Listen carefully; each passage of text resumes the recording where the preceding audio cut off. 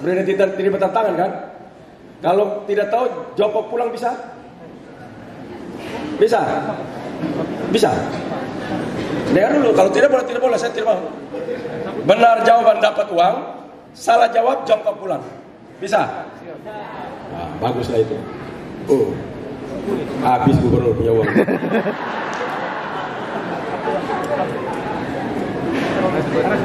Dua baris.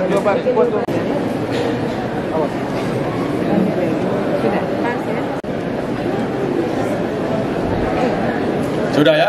Oke. Maju satu-satu di sini. Tolong mic-nya deh. Bawa sini.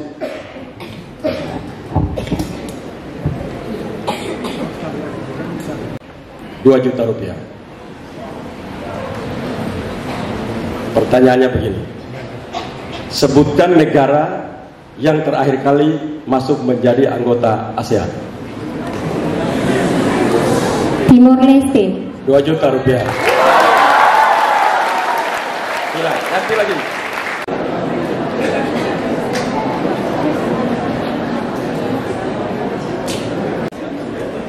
Buka maskernya supaya saya lihat ke muka itu. Bagus, nona cantik-cantik pakai masker. Covid sudah lewat. Berapa jumlah negara ASEAN? 20. Salah. Stop. Turun. Sebentar, belum ada pertanyaan buat kamu nanti. Sini.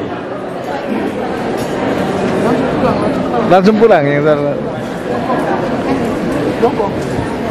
Tanggal berapa meetingnya KTT ASEAN Summit? Tanggal 9 sampai 11 Mei 2023. Itu acara dimulai. Tanggal meetingnya tanggal berapa? Tanggal 9. Salah.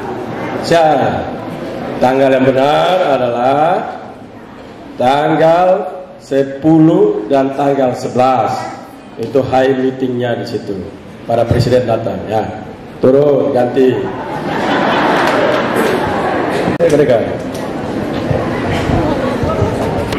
India masuk di dalam ASEAN tahun berapa? India bukan salah satu negara ASEAN. Rp2 juta.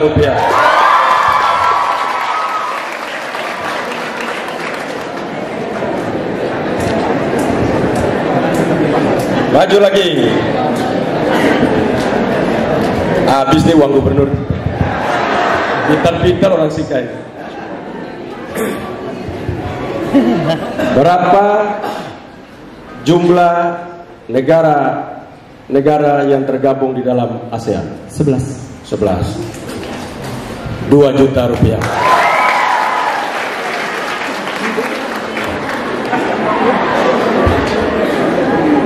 Maju.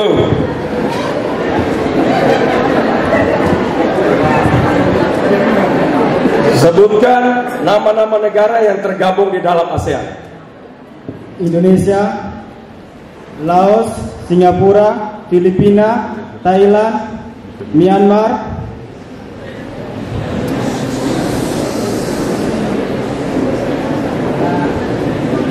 gagal, ganti lagi.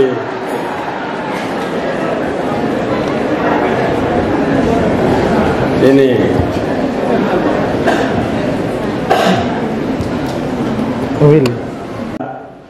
negara-negara ASEAN. 1 ada Malik. Selamat.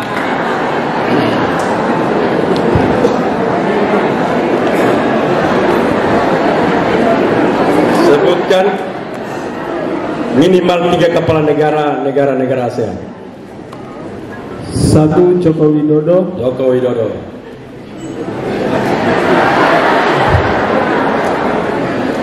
ganti. Maju.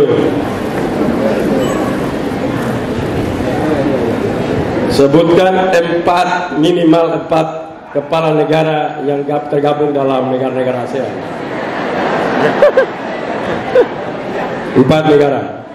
Kepala negara, nama kepala negaranya yang tergabung dalam ASEAN.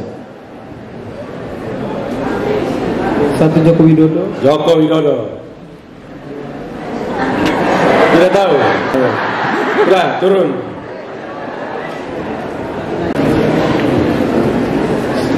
Sebutkan 5 nama kepala negara, minimal 5 kepala negara yang tergabung dalam negara-negara ASEAN. Presiden Joko Widodo. Joko Widodo.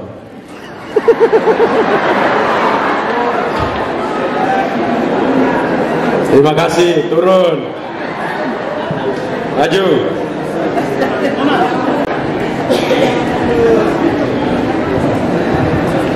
Kalau kamu benar kali ini, kamu saya kasih 100 juta. 10 nama kepala negara dari total 11 yang ada. Sebutkan nama-namanya yang hadir nanti. Presiden Joko Widodo. Presiden Joko Widodo. Tidak jadi. 100 juta tidak jadi. Turun, ganti lagi. Sudah tidak bisa semua kan? Nah, maju kalau bisa. Maju.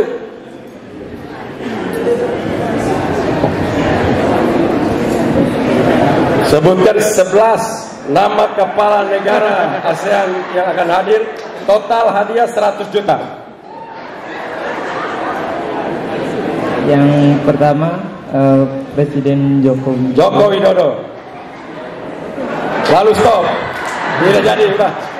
Tidak bisa toh? Semua tidak bisa. Ya udah. Bisa. Oke, maju. Kalau bisa maju. Tidak bisa. Agar tidak bisa pulang sudah. Pada guru yang tambah kepala negara. Ada yang maju? 5 juta rupiah. Terima kasih ya. Karena sudah maju mereka dapat 500. Baik. Jadi mengapa tadi saya katakan bahwa ini merupakan momentum terbaik buat Nusa Tenggara Timur. Selama ini kalau sebuah konferensi tingkat tinggi ada di berapa tempat di Republik ini? 2. Di mana saja itu? Jakarta dan Bali. Sekarang ada berapa lagi? Tambah 3. Jakarta, Bali dan Labuan Bajo. Maksudlah itulah momentumnya. Kita yang dulu tidak dianggap, kita yang dulu dianggap sebagai provinsi termiskin, kita yang selalu dibuat menjadi orang-orang yang termarginalkan. Hari ini momentum kebangkitan telah dan terus akan kita maju. Momentum kebangkitan Nusa Tenggara Timur telah dan akan terus bergerak maju.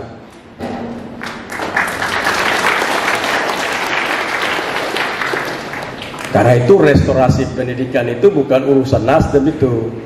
Jangan dibawa-bawa itu karena restorasi pendidikan, restorasi partai Nasdem. Nah, kalau wakil bupati mungkin senang, tapi kan Pak Bupati belum tentu senang itu lagu. Tapi saya jujur saya suka itu lagu. Maju terus, pantang mundur, restorasi pendidikan. Kan bagus itu. Maju terus, pantang mundur. Mengapa maju terus, pantang mundur? Tidak boleh seperti Pak Bupati tadi sampaikan, bahwa saya bicara di Sika. Sika adalah satu daerah di Nusa Tenggara Timur yang mengenal dunia pendidikan jauh sebelum kemerdekaan. Betul. Tetapi kalau terus-menerus kita hidup di zona nyaman, maka kita akan tidak berkembang maju. Tidak akan berkembang. Seorang psikolog Amerika, namanya Walter Freeman, dia katakan bahwa manusia tidak akan maju bila dia hidup di dalam keteraturan abadi. Lalu manusia juga akan masuk dalam bencana yang luar biasa bila dia hidup di dalam ketidakteraturan abadi. Tetapi manusia yang berkembang terus adalah manusia yang keluar dari keteraturan abadinya untuk membuat ketidakteraturan untuk dia kembali maju. Karena itu jam 5 pagi itu mengganggu itu. Keluar dari ketidakaturan, keluar dari teraturan abadi. Lalu ributlah semua. Yang tidak teratur itu selalu ribut. Kita selalu memancing keributan. Dan keributan selalu keributan yang abadi celaka kita. Tapi keteraturan yang abadi itu harus diganggu.